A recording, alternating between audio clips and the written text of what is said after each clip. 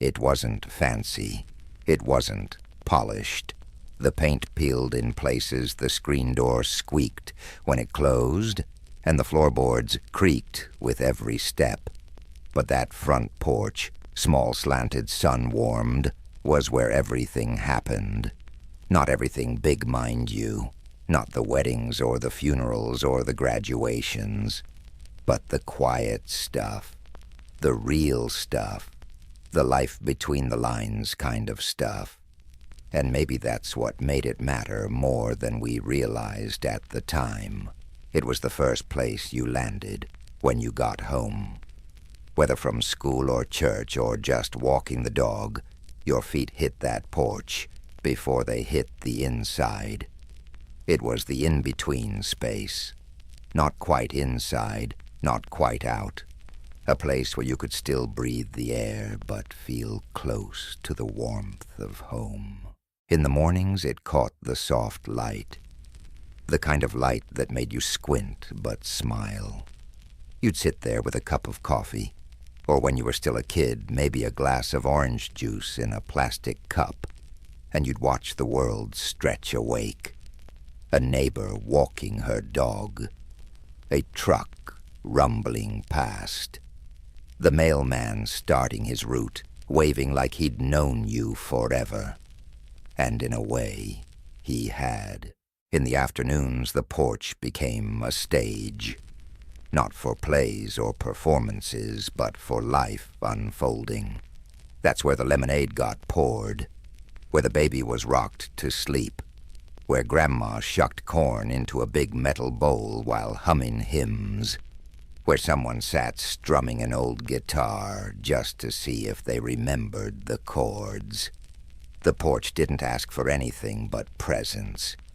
You didn't need to be impressive there. You just needed to be there. And in the evenings, well, that's when the porch earned its keep. When the heat of the day softened into something bearable, and the breeze finally found its way back to town. That's when people gathered. Dad with his newspaper, Mom with her iced tea, you with your bare feet dangling off the edge, listening to the creak of the swing, or the buzz of cicadas, or the low hum of a conversation that had started hours ago and would never really end. Sometimes the porch was quiet, sometimes it was full, but it was never empty. Even when no one was sitting on it, it held the memory of 100 conversations, 1,000 glances, 1,000,000 moments that didn't feel like much at the time, but ended up being everything.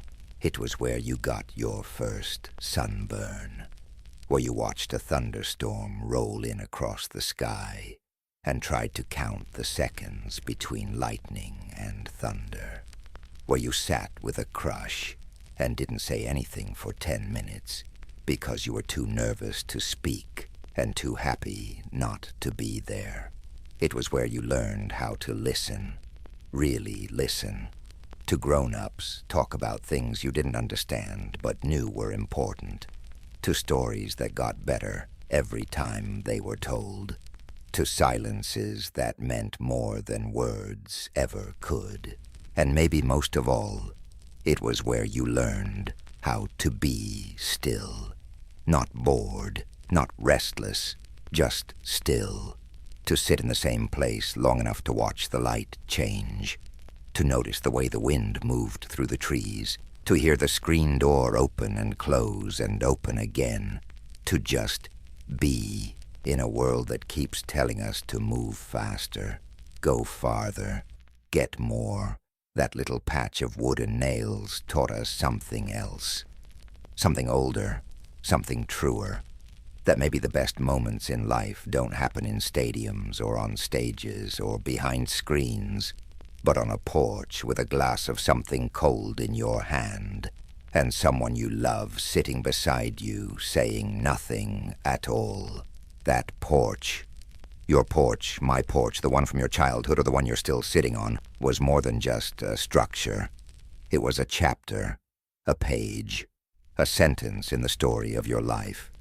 One you didn't realize you were writing, until you looked back and realized that most of the important things, love loss, laughter forgiveness, had all passed through that front door and lingered for a while under that roof. And so maybe it's time we remember it, revisit it, rebuild it, not with lumber, but with memory, with the stories we carry, with the quiet moments we still long for, because that porch in all its creaky, weathered glory was never just a place. It was the heart of the home. We didn't have smartphones. We didn't scroll. We didn't need 100 updates from 1,000 people. What we had was the porch, and from that porch we watched the world go by. Not the big world, not headlines and news feeds and stock tickers. The real world, the one that existed just beyond the sidewalk. The one with familiar faces and ordinary rhythms and stories that unfolded one front yard at a time. It was the perfect spot for watching without being seen. You could lean back in the creaky chair, sip your sweet tea, and keep an eye on the street without ever feeling like you were intruding. You learned things from that porch, not because anyone told you, but because life told you, if you were patient enough to watch. You saw which neighbor always brought her groceries in 2 trips, even though she swore she could do it in 1. You saw which kid always fell off his bike on the same patch of sidewalk. You watched old Mr. Dawson water his petunias every morning at precisely 7:15. Then sit down with a folded newspaper he never seemed to read, just held. Like a habit he didn't want to break. You didn't think of it as spying. It wasn't about judgment or gossip. It was about belonging, about knowing the pace and pulse of your little corner of the world, about understanding without anyone saying it that we were all connected by more than just fences and driveways, that someone walking past your house was not a stranger, they were part of your day, part of your story. And every once in a while someone would wave, just a small flick of the hand, but that wave said everything. I see you. You matter. We live here together, in a world that sometimes felt too big. That porch made it feel small enough to hold in your hands. We saw kids grow up from there. The toddler who wobbled past in diapers one summer was riding a skateboard the next. The teenager who always walked with her head down turned into a confident young woman with keys in her hand and dreams in her eyes. We didn't always know their names, but we knew them, their patterns, their quirks, their footsteps on the pavement, and somehow that was enough. The porch was also where news arrived, sometimes in words, sometimes in glances. You'd see 2 people walking slower than usual and know something had happened. You'd see a for sale sign go up and wonder what came next. You'd see a soldier in uniform walk up the steps across the street and hope it meant good news. You didn't need a headline. You had the front row seat. And let's not forget the soundscape. The porch gave you the best acoustics of the block. You could hear the clang of the baseball bat from down the street, the bark of a familiar dog, 3 houses over the low drone of a lawnmower on a Saturday morning. And in between the lull, the breeze, the screen door slapping shut, the rhythm of a neighborhood breathing in and out. It was on that porch that we learned to be present, to sit still without being bored, to let our thoughts wander at their own pace instead of being yanked from one distraction to another. There was a peace to it, a hush even in the noise, a sense that the world outside didn't need fixing, it just needed witnessing. And when someone walked by and you offered them a nod, How you doing, or even just a smile. It wasn't small talk. It was ceremony. A ritual older than text messages and faster than email. It was how we said, "You're not alone. We're in this together." The porch didn't just face the street. It faced life. The coming and going. The ordinary and the odd. The days when nothing happened and somehow everything did. And sometimes, every now and then, the world surprised you. Someone you hadn't seen in years would walk by. A cousin, an old flame, a childhood friend who used to live 2 blocks over. They'd stop. You'd stand. And suddenly what started as a passing glance turned into a full-blown conversation. Right there on the steps. As if time had paused just for the 2 of you. And by the time they left, you didn't just feel caught up. You felt reconnected, grounded, as if the porch had done its job again, reminding you that no matter how far the world spins, some places always stay put, waiting for you to come back. We didn't need the world at our fingertips. We had it at our feet, just beyond the porch railing. Just past the flower beds, right there on the sidewalk. And all we had to do was sit down and watch. Because watching wasn't passive back then. It was participation. It was appreciation. It was knowing that while we couldn't control everything, we could still bear witness to the lives around us. And somehow that made them feel a little more permanent. A little more real. Before the living room had a flat screen, before the couch had cup holders, before air conditioning kept us sealed behind glass, there was the front porch. And for a long time, that's all we needed. It was where we gathered after dinner plates, still warm conversation, still carrying the smell of cornbread and green beans. We didn't rush to finish chores, so we could collapse onto a recliner. We drifted outside, one by one, drawn by the slow breeze, and the way the porch light softened everything. It wasn't planned. It wasn't scheduled. It just happened. And that was the beauty of it. The porch was where stories were told not with dramatic flair or big setups, but with quiet certainty. Your grandfather would sit in his usual chair, arms folded, and begin a sentence with "back when I was your age." And just like that, you'd be transported. One minute he was talking about walking to school uphill both ways, and the next, he was describing the sound of the train that passed his house every Sunday afternoon. His voice would lower, like the memory was sacred, and we'd lean in without even realizing we were doing it.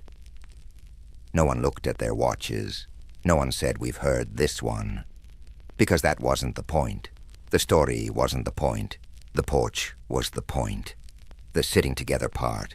The listening and being listened to part.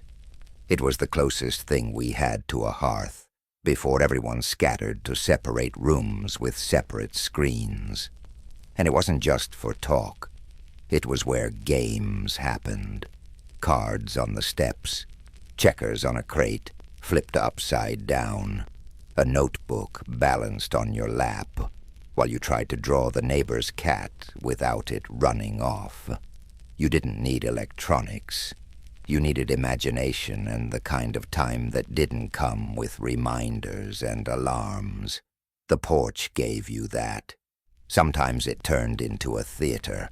Fireflies blinking like stage lights, the moon rising like a slow spotlight. Someone would hum a tune. A cousin might start singing under their breath. Someone else would clap in rhythm.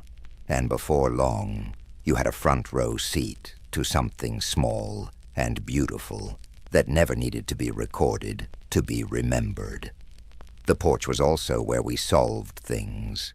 Fights started inside doors, slammed voices raised, but they ended outside, on the swing, on the steps. with knees pulled up and words finally spoken. That's where the apologies came easier. Maybe because the open air made you braver. Maybe because the stars made everything seem smaller. Or maybe because being on the porch meant remembering who you were when things were still okay. You didn't need furniture catalogs to decorate it. A few mismatched chairs, a milk crate for a side table, a braided rug that had seen better days, a swing that groaned but held strong. That was enough. More than enough. Because no one came to the porch to be impressed. They came to be included. Neighbors dropped by, too. Not with texts or warnings or calendar invites. They just showed up. With a pie. With a story. With a need to sit somewhere that wasn't their own house for a little while. And there was always room. Someone scooted over. Someone fetched an extra stool from inside. You didn't apologize for the chipped paint or the sagging step. Because the porch wasn't about presentation. It was about presence. And even when no one else was around, it was still the living room. A place for reflection, for solitude without loneliness. You'd sit out there with a cup of coffee and let the day roll around in your head. You'd sit out there late at night when the world was asleep and feel like the only person awake. And somehow that felt peaceful, like the porch was holding space just for you. There were seasons to it, too. In summer, it was the best seat in the house. In spring, it smelled like wet wood and fresh grass. In fall, the leaves crunched under your feet, and you brought out an old blanket to drape across your lap. Even in winter, if you were brave, you'd step out just to feel the air and remember what silence sounded like when snow had covered everything. And through it all, the porch watched over us. It saw our good days and our worst ones. It saw us as children, and again as teenagers, too big for the swing, but not too old to sit. It saw us come home from dates, from funerals, from work days that felt too long. It held the weight of those moments without saying a word. Just wood and nails, maybe, but it held so much more. Years later, when you moved away, or the house was sold, or the porch was torn down to make room for something newer, you still carried it with you. The feel of those boards under your feet, the exact creak of the third step, the spot where the sun hit just right around 5:30. The way your dad always sat on the far left side of the swing, and your mom would tap her glass twice when she was thinking. Because the porch wasn't just outside the house. It was the house. It was where we laughed, cried, fought, forgave, and dreamed before anyone called it mental health or quality time. We just lived, and the porch was the place that held all of it together. It wasn't school that taught us how to listen. Not really. School taught us how to sit still, how to raise our hand, how to wait for our turn. But the porch taught us how to listen, really listen, not just with our ears, but with our whole selves, with our shoulders relaxed, with our eyes looking past the speaker, with the kind of stillness that comes only when there's no need to speak at all. Because out there under the soft creak of the swing and the buzz of evening cicadas, stories happened slowly. And to catch them, you had to be patient. You had to let the silence breathe. You had to understand that sometimes the most important part of a story isn't the punchline. It's the pause before it. Or the way someone looks off into the distance when they say a name they haven't said in years. As kids, we didn't always understand the stories we heard on the porch, but we knew they mattered. We could tell by the way people leaned in when someone spoke, by the way voices dropped when they got to the hard parts, by the way no one interrupted, at least not when it counted. The porch taught us that listening wasn't about waiting for your turn to talk. It was about honoring the space someone's words took up. There were stories told 100 times, and we never once said, "We've heard this before." Because each time it came out a little different, a new detail, a new memory triggered, a laugh that hadn't been there last time, or a tear that hadn't fallen before. Listening wasn't just about the words, it was about the weight those words carried, and how they shifted from one summer to the next. We learned to listen to things that had no voice, too. The way Grandma's hands moved faster when she was angry, the way Grandpa's chair rocked slower on bad days, the silence that fell over the porch after someone got bad news. Those were moments when the porch became a sanctuary, not for solutions, but for presence, for simply being there, together. And then there were the moments when someone talked to without really saying much. Maybe your dad sat beside you, drink in hand, staring off at the street. He didn't say what was bothering him, but you knew, and you didn't press. You just sat. And somehow your being there said everything that needed to be said. The porch taught us that sometimes the best kind of listening is staying. It wasn't always serious. Sometimes the listening was full of laughter. Someone telling a story about the neighbor's dog stealing a whole ham off the picnic table, or that time your cousin got his foot stuck in the porch railing and cried until your uncle bribed him out with a popsicle, and everyone laughed so hard that someone nearly dropped their tea. That kind of story didn't need a moral. It just needed an audience. But even in those silly moments, we were learning. We were learning timing, how to let someone finish their thought before jumping in, how to recognize a well-placed pause, how to feel the rhythm of a good tale. That porch was more than a place to sit. It was a school of storytelling. And every good storyteller starts as a great listener. The elders held court out there. Your aunt with her big voice and even bigger opinions. Your neighbor who claimed to know the weather better than any radio. Your mom sitting with a glass of iced tea, telling a quiet truth, so casually you didn't realize it would stay with you for the rest of your life. And all of it, we soaked it in, not because we had to, but because the porch made us want to, because no one ever said, "Come out here, we're going to teach you something." They just were there, talking, living, remembering. And if you were smart or just quiet enough to not be sent back inside, you got to hear it all. That porch taught us how to recognize a story when it was hiding inside a sigh, or buried beneath a joke, or wrapped up in a moment of silence so deep you weren't sure whether to break it or let it sit. We learned that not all wisdom comes in big declarations. Some of it comes in the slow retelling of a Tuesday afternoon 30 years ago, or in the way someone says, "You know what I wish I'd said back then."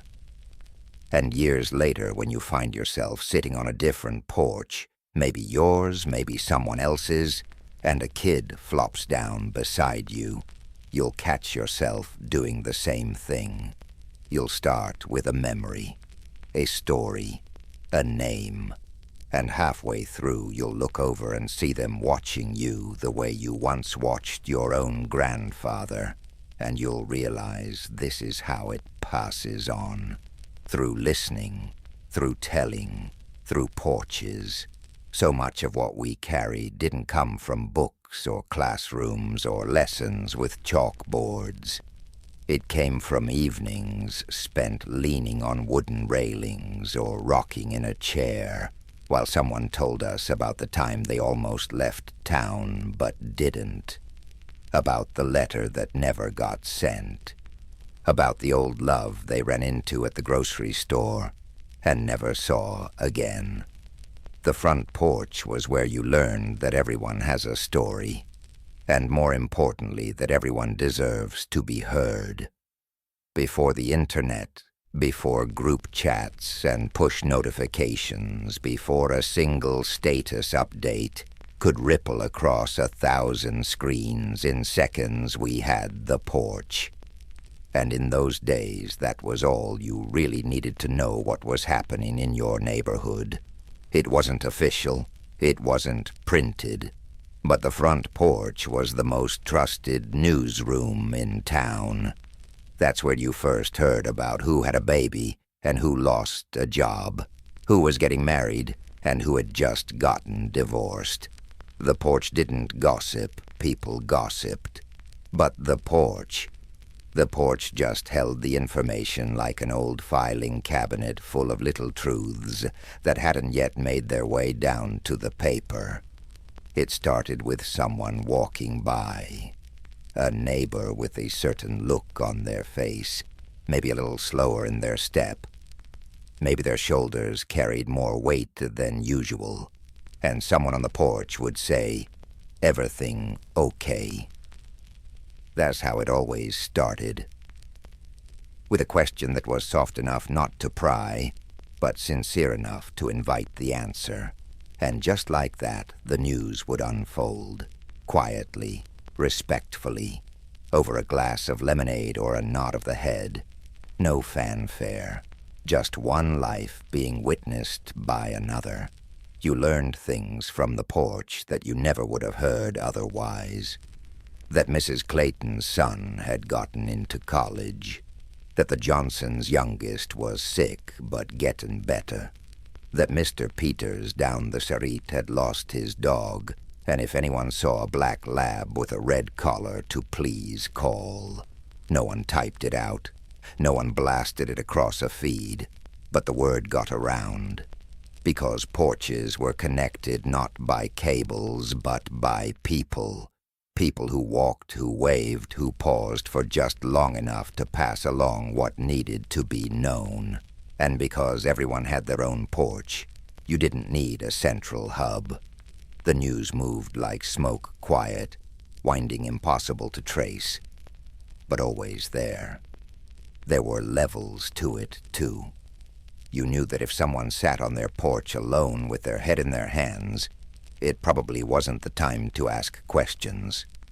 But if they waved or made eye contact, or gestured toward the empty chair next to them, that meant they were ready. That meant they wanted to talk. And once the conversation began, it didn't rush. You didn't jump straight into the what happened. You circled it, gave space. Maybe started with the weather or the new bushes someone had planted or how the kids down the street were playing in the sprinkler again. And then slowly the story would emerge. Not because it was being reported, but because it was being released, gently. That kind of news didn't come with headlines. It came with pauses, with sighs, with the way someone stared off into the distance for a moment before saying, "Well, it's been a week, let me tell you." Sometimes the porch was where big news arrived, like the time someone drove up, jumped out of their car, and shouted that the Anderson girl had gone into labor 3 weeks early, or when the first boy from the neighborhood came back from Vietnam, and no one knew what to say, except "Welcome home, and we're glad you made it."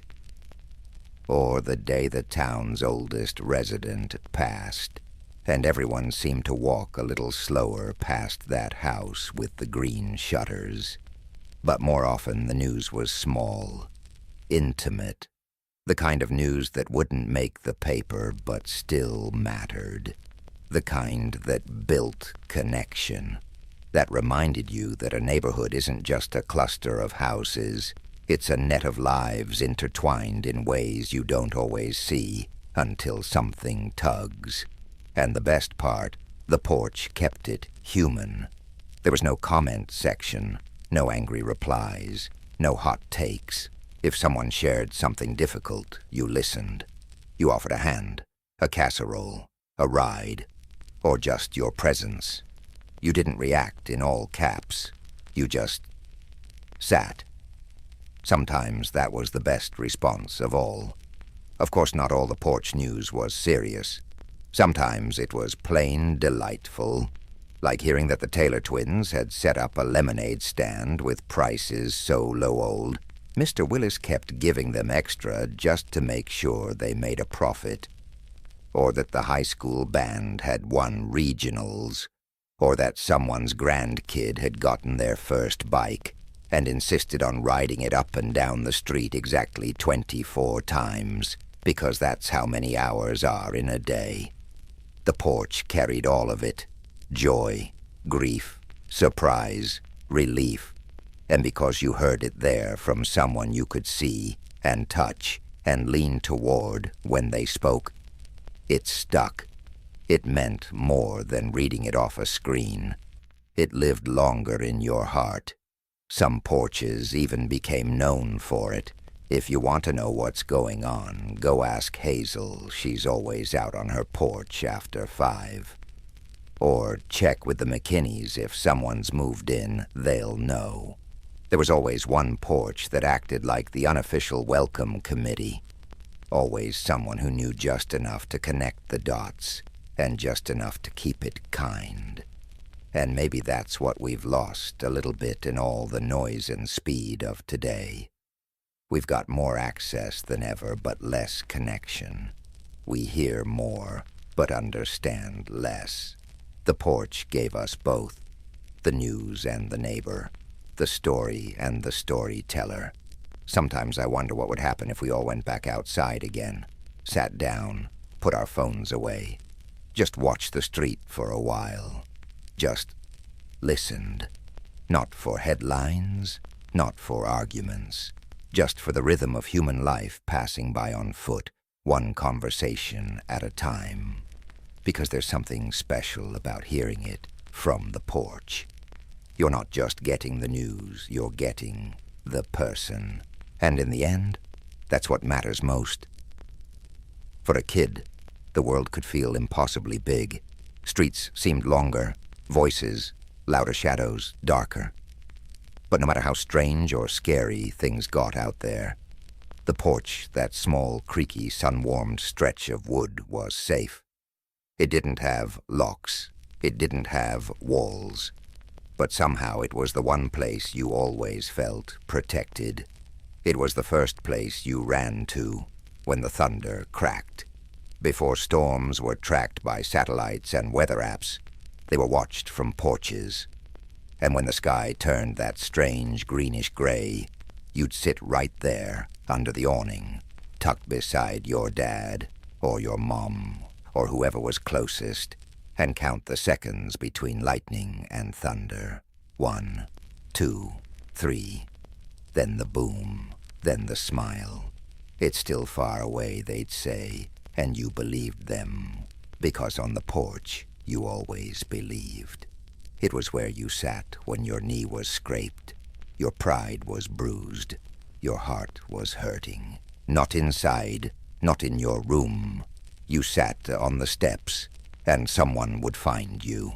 They always did, with a rag and some peroxide, or just an arm around your shoulder, and they didn't always fix it, but they made you feel like it could be fixed, and that was enough. At night it became your shield from the dark, the porch light glowing like a lighthouse, the swing rocking slow like a lullaby. Even when the rest of the world had gone quiet, the porch stayed awake with you. You could sit out there, blanket over your knees, listening to the crickets, watching the stars blink awake. And it felt still, like nothing bad could reach you here. It wasn't about alarms or fences or high-tech security. It was something older, A sense that if you were on the porch, you were home, even if you hadn't made it inside yet. That threshold between out there and in here was more than just a few boards. It was the line between the unknown and the understood, between chaos and calm. It's funny how the people who made us feel safe didn't always say much. They didn't have rehearsed speeches or words of wisdom. Sometimes they just sat beside you, let you cry, let you be quiet, or made a joke that wasn't all that funny, but it made you laugh anyway. And somehow that was enough to reset the whole world. And when you were little, there were rules. Some spoken, some understood. You could play all over the yard. You could ride your bike to the end of the street. But you had to stay where the porch could see you. That's what your parents would say. Stay where I can see you. And it wasn't about control. It was about comfort. Because even if they weren't watching every second, you knew the porch was there. Watching, holding space, letting you be free, but not alone. And sometimes even freedom needed boundaries. The porch gave you just enough space to stretch, but not so much that you got lost.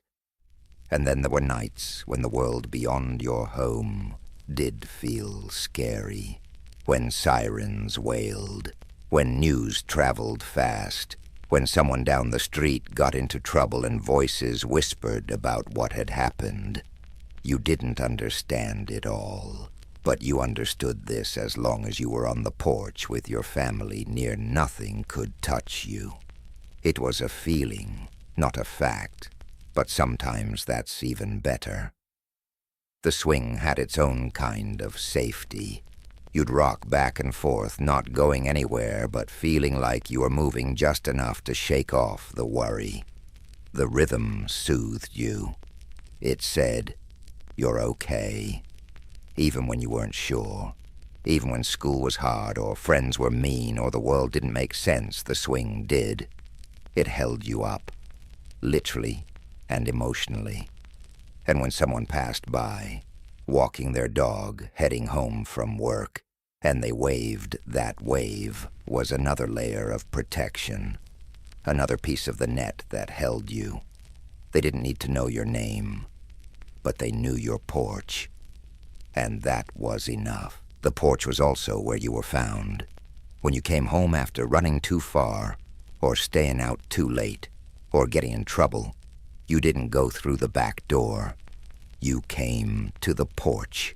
You sat on the steps, and you waited. And eventually someone opened the door. They didn't yell, not always. Sometimes they just looked at you, and you looked back. And in that look was everything, the worry, the love, the relief, the lecture they didn't give, because the porch had already done the work. Later in life, when the world got faster and louder and meaner, you might find yourself longing for that same kind of safety, that porch light glow, that wooden step under your foot, that sense that no matter what happened outside, you had a place that would hold you. Some people say safety is an illusion.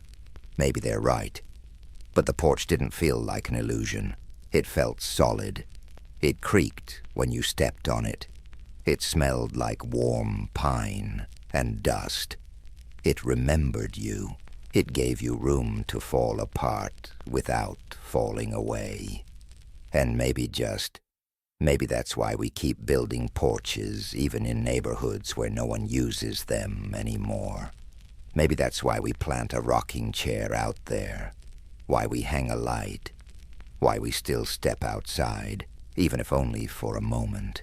Because deep down, we're still chasing that feeling, that someone is watching, that someone cares, that even if the world goes dark, the porch light is still on, and the porch didn't care how old you were. It made space for you no matter your age, your worries, or your mood. You could be 6 or 60, and it would still feel the same. Still steady, still welcoming, still home, Sometimes you sat there long after everyone else had gone to bed, just listening to the night air settle, letting the silence wrap around you like an old quilt. That kind of quiet didn't feel empty, it felt earned, like the whole day had exhaled, and you were lucky enough to hear it. You didn't have to explain why you were there. You didn't have to perform. You just had to be, and the porch would hold you. Maybe that's what real safety is, not the absence of danger, but the presence of a place that knows how to hold you steady, even when the world doesn't. The best conversations never happened at the kitchen table. They didn't unfold in classrooms or in cars or under fluorescent lights. They happened on the porch. That little stretch of wood out front held more wisdom than any self-help book, more vulnerability than any therapist's office, and more laughter than any comedy special, because the porch didn't demand anything of you. You didn't need to be smart or polished or ready. You just had to show up, sit down, let the moment arrive. Some talks started with nothing but a sigh, or you got a minute, or just two people sitting in silence until one of them said something like, I don't know what to do. And that was enough. The porch didn't rush you. It didn't need an agenda. It was patient. It could wait. There's something about the air out there, the breeze, the night sounds, the soft creak of the swing that pulls truth out of people. Not the loud, dramatic kind. The slow, honest kind. The kind that takes a little while to surface and even longer to put into words. And that was okay. The porch gave you time. It's where you told your mom you didn't get into the college you hoped for. Where your brother admitted he was scared to leave home. Where your best friend finally said out loud that her heart was broken, even though she'd been pretending it wasn't. It's where you said things like, I'm sorry, and really meant it. Or I miss them and let yourself cry. It's where someone said me too, and made you feel a little less alone. It wasn't always serious, though. The porch held laughter, too. Deep belly laughs that made you double over. Jokes that didn't land, but got a laugh anyway, because the timing was perfect. That's where you learned how to tease someone without hurting them. Where you shared stories so embarrassing that you made your cousins swear they'd never repeat them. And of course, they did every summer after that. Sometimes the conversation wandered. You'd start talking about the price of gas, and an hour later you were deep into whether time travel would be possible in our lifetime. Or someone asked, do you believe in ghosts? And suddenly everyone had a story to share. That's what the porch allowed, meandering. Conversations without destinations, the kind that only happen when no one's watching the clock. It was also neutral ground. If you had something hard to say, you didn't say it inside, where emotions could bounce off the walls. You said it outside, where the air could take some of the weight. The porch let you be honest without being harsh, vulnerable without being exposed. Sometimes you sat in the dark on purpose, talking under a sky full of stars. There was something comforting about not having to make eye contact. You could just stare out into the night and say the hard thing, and the person beside you would nod or hum, or maybe not say anything at all, but they heard you. The porch always made sure you felt heard. And maybe that's why the porch worked so well, because you didn't go out there to fix anything. You went out there to feel something, to say something you didn't even know you needed to say, to let the words land in a space that felt safe and open and warm. It was also where generations spoke. You sitting cross-legged, listening to your grandfather talk about the war, Not the battles, but the boredom between them. Or your grandmother telling you about how she met your grandfather, how he proposed under a streetlight on a Tuesday, with no ring but shaking hands. And then she'd smile like it just happened yesterday. Those weren't lessons in the formal sense. They were stories, but stories that carried weight. And because you heard them on the porch, you remembered them. They stuck.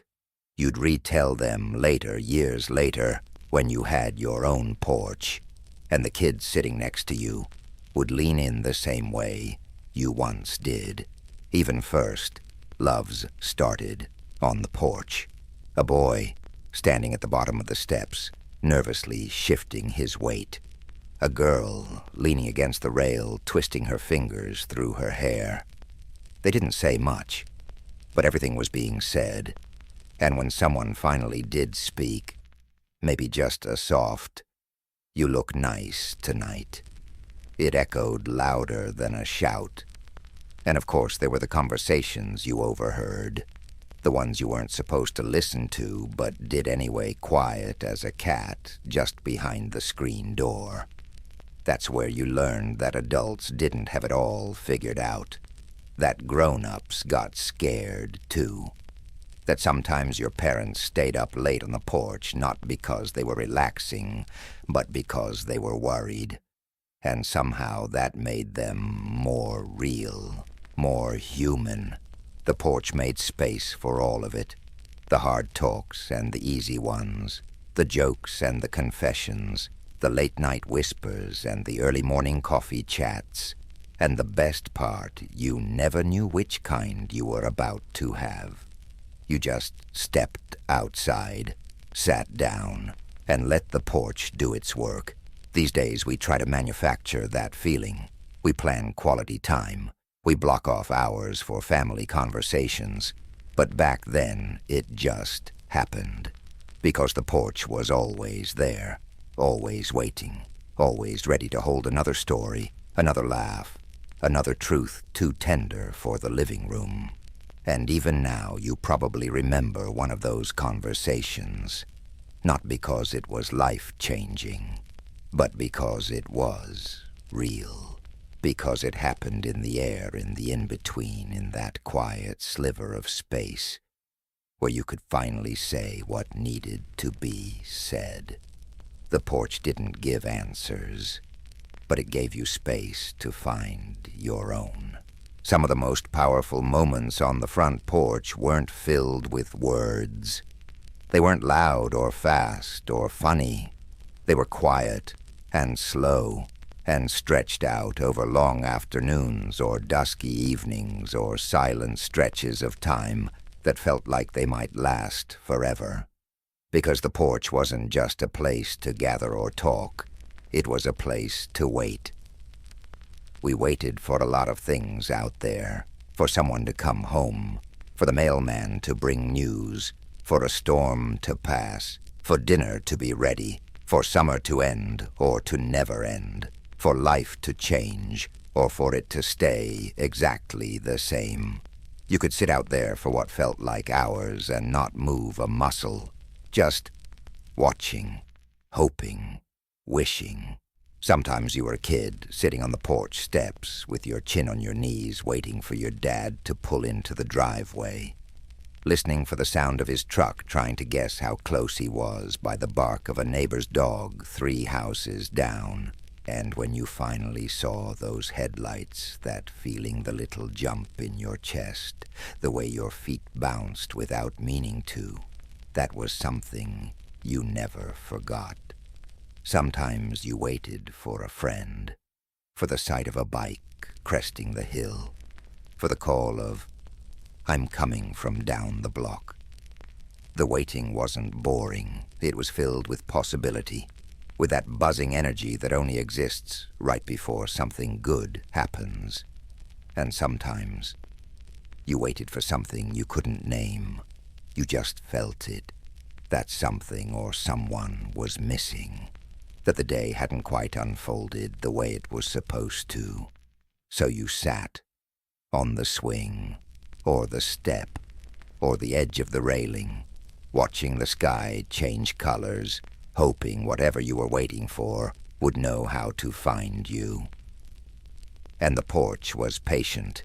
It didn't rush you. It didn't ask questions. It just held you, kept you company while your thoughts floated through the air like fireflies, some bright, some heavy, some just flickering at the edge of sense.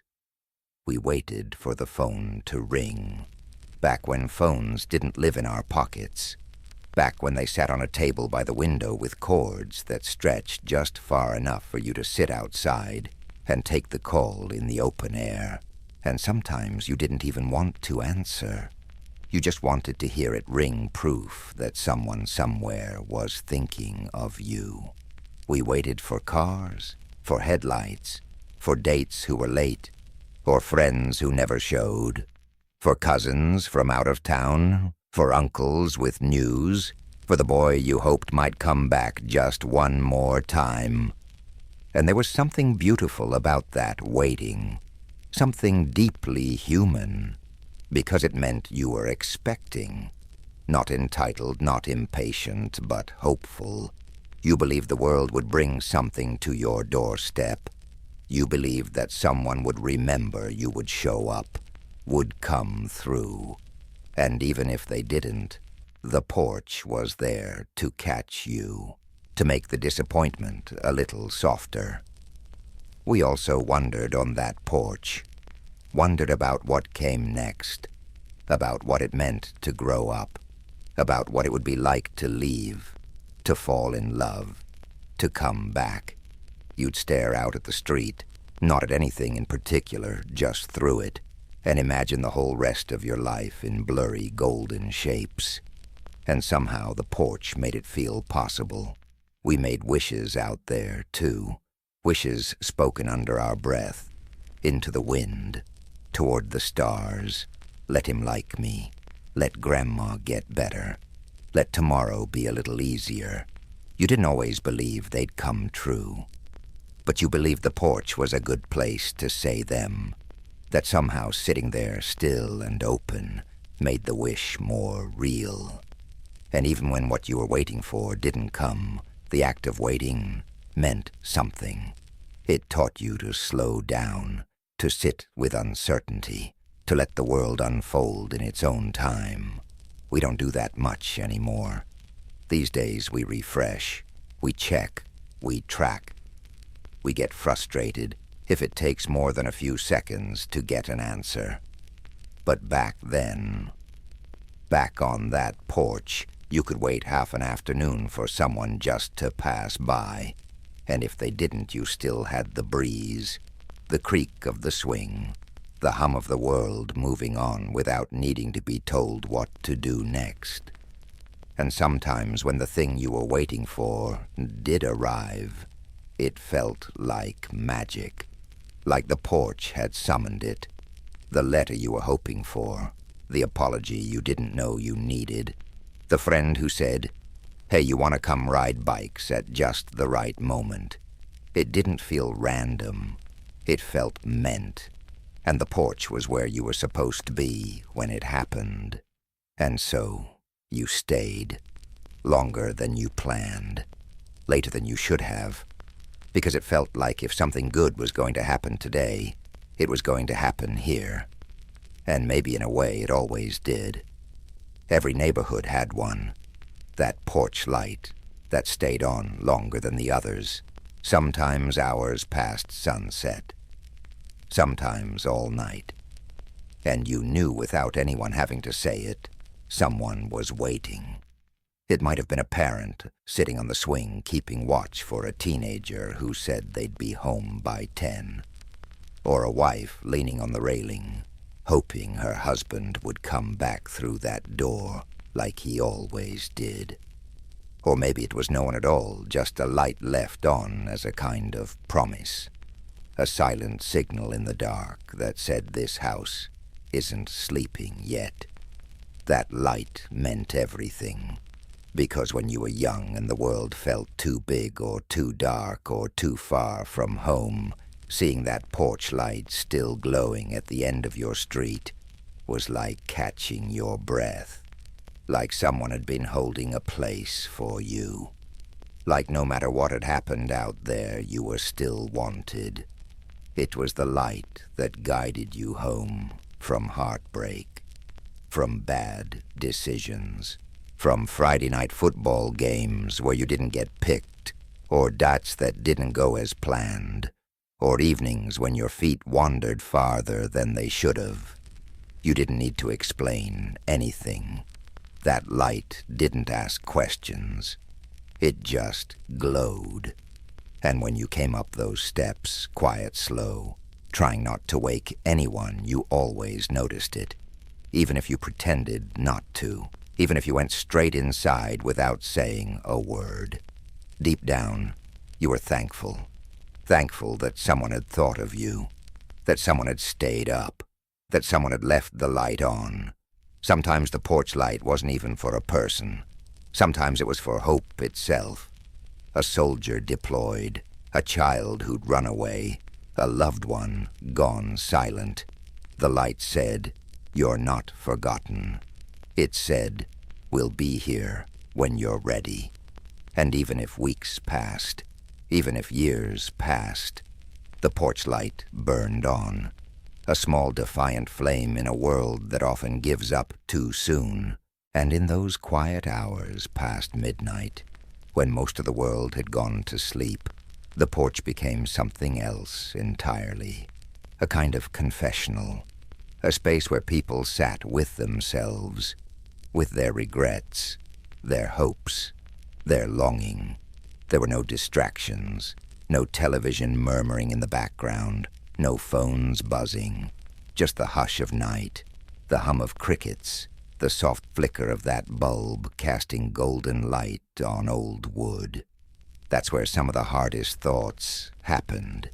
The what-ifs, the should-haves, the maybe-it's-too-lates. You sat out there because no other room felt big enough to hold what was swirling inside you. The porch did, the open air did, the stars above did, and if you were lucky, someone else would be out there too. Maybe your dad wrapped in a robe sipping from a chipped mug. Maybe your mom arms crossed looking out at nothing in particular. They didn't say much, but their presence was louder than anything you'd heard all day. Sometimes all they said was, "You okay?" And that's when everything cracked open, because the porch, under the light and the stillness, gave you permission to finally speak, to say the thing you'd been carrying all week, to admit you were scared, to ask the question you didn't dare ask in daylight, to tell the truth. It wasn't always dramatic. Often it was just honest, real, raw in the softest way. And when the conversation ended, when the mug was empty and the silence had returned, you both sat a little straighter, breathed a little easier. You weren't fixed, but you were held, and the porch light stayed on. Years later, when you were grown and had a house of your own, you caught yourself doing it, leaving the light on, even if no one was out, even if the kids were already asleep. You left it on because someone once did it for you. And maybe they didn't say why, but you knew. You leave it on because the world can be hard, because people get lost, because sometimes just knowing there's a light at the end of a road is enough to keep someone going. You leave it on because love isn't always loud. Sometimes it's a 40-watt bulb and a creaky swing and the sound of a screen door closing gently behind someone who finally made it home. That porch light doesn't make the world any safer. It doesn't stop the hurt or the loss or the ache of long waits. But it says something that not much else can. It says, you matter. It says, this place remembers you. It says, come home when you're ready. And in a world full of flickering attention spans and seen messages left unanswered, the porch light stays steady. It doesn't blink. It doesn't flinch. It just waits. And somehow, even after all these years, that might be the strongest thing of all. And that porch light, it meant something different to everyone. To a teenager sneaking home late, it was a soft warning. Someone's still awake. Think about your choices. To a parent pacing back and forth, it was a thread of hope. They're still out there, but they're coming home. To a neighbor driving past after a long shift, it was comfort. Someone else is still awake in this sleeping town. I'm not alone. And sometimes, it wasn't about anyone in particular. Sometimes you left it on just because you could. Because there was something reassuring in knowing that at least one corner of your house, one little patch of the world, was still lit up, still open, still alive. Even strangers noticed it. People walking their dogs at midnight. A delivery driver at the end of his route. A friend driving through town after years away. They'd see that light and feel something shift, something loosen. Maybe they didn't know who lived there anymore, but the glow said enough. This house hasn't forgotten how to wait. Because the truth is, we're all waiting for something. And maybe we don't always say it. Maybe we can't. But the porch can.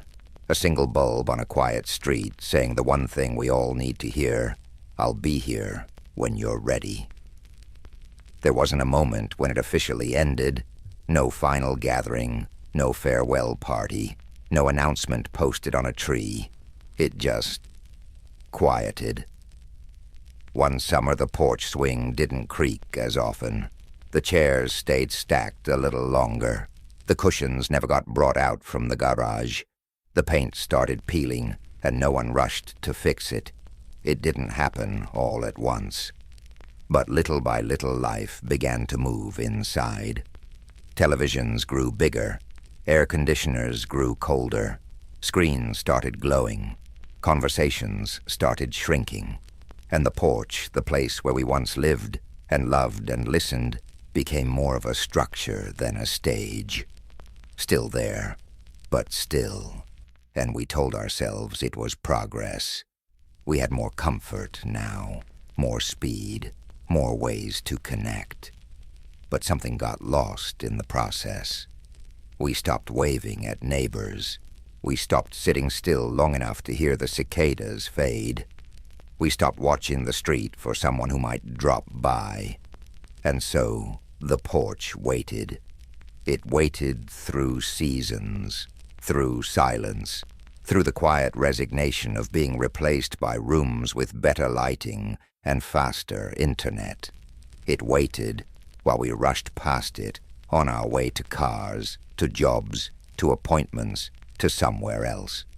But if you listened closely, it was still speaking, still holding echoes of laughter, still carrying the weight of old conversations, still remembering the names that were once whispered under its eaves.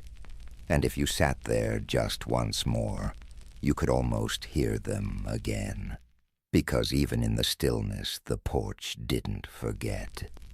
It remembered your grandfather's whistle as he brought in the mail. It remembered the sound of your mother's bangles as she brushed dirt from her skirt. It remembered the way your bare feet thudded on the wooden planks when you ran out to greet someone.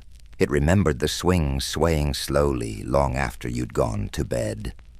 And when you returned, maybe years later, maybe decades, it didn't ask where you'd been. It just welcomed you. You stood on it older now, wiser maybe, more tired certainly. You looked around and saw how small everything seemed, how narrow the steps were, how low the ceiling felt. And you wondered, was it always this way? Or have I just grown too far from the stillness? You ran your hand along the railing. You sat down on the swing. You closed your eyes and let your breath fall into rhythm with the wind.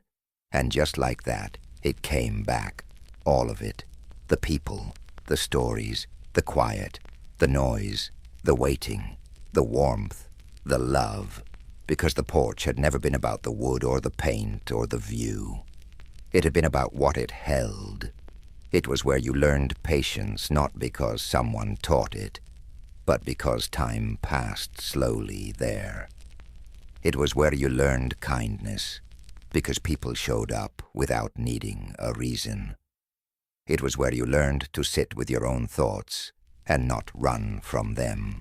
And now, in the quiet of that late afternoon, you realized something simple but true. You had never really left. Not the part of you that mattered. Not the child who watched clouds roll past and named them all. Not the teenager who stayed out too late and whispered truths to the dark. Not the grown-up who finally knew what it meant to wait without needing to know the outcome. They were all still there, tucked into the corners, waiting for you to notice them. And as the sun dipped low, casting golden light across the boards, you knew the truth. The porch would never be what it once was. But it didn't need to be, because it had already done its job. It had held your life, moment by moment, summer by summer, silence by silence. And maybe that's why we grieve spaces like that. Not because they're gone, but because they remind us of the version of ourselves we want to return to. The one who knew how to be still. The one who waited with hope. The one who believed the best conversations happened under a sky full of stars, not on a glowing screen. And if we're lucky, if we're quiet enough, we can bring a little of that porch with us, in how we listen, in how we wave, in how we leave the light on, even when no one's home yet. Because the porch was never just a place. It was a way of being, a rhythm, a heartbeat. And even now, long after the screen door has stopped slamming shut, long after the swing has gone still, it's still with you, still in you, still waiting.